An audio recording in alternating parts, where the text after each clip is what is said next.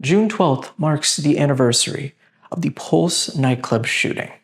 On that day, 9 years ago, 49 individuals were killed and 68 others were injured in the attack. Today, we give you the story of Christopher Andrew Leinonen, also known as Dru, an Asian American who was killed in this tragedy. He considered himself a project. He considered himself a work in progress. And I think that that's really beautiful to be so introspective. Dru, a mental health counselor and LGBTQ+ advocate, was a magnetic spirit for those around him, empowering others to embrace their identity and live unapologetically. Anywhere that he went, he made a friend, and every single friend that he had was his best friend.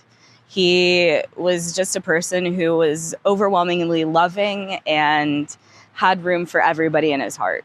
Dru, along with his boyfriend Juan Guerrero, lost their lives in the Pulse Nightclub shooting, one of the deadliest shootings in American history. Finding out about Dru's passing was an emotional journey like none other. I went online and did a little Googling, went on Facebook, and I saw there was a shooting at Pulse. There were a lot of people missing, and he was one of the people missing. We hadn't heard anything from Dru. We didn't know if he was alive or dead, and there was still this hope. Because my other friends and I were texting, our mutual friends, and there was still this hope that maybe he'd run into the bushes, maybe he'd gone somewhere else, maybe he was unidentified at the hospital. We were still holding out hope.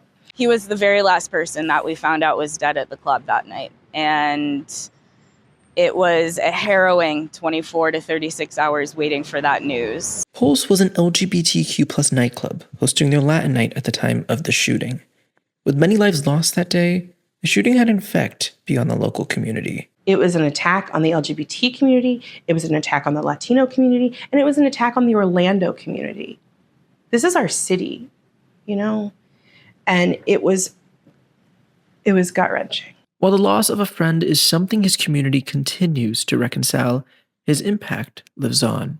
Following his funeral, Sarah and other friends of Dru created the Dru Project to support the creation of gay-straight alliances and provide scholarships to LGBTQ+ students. We all got together, started putting together the brand, started putting together the mission, started putting together all of the things that we wanted to do to keep his memory alive.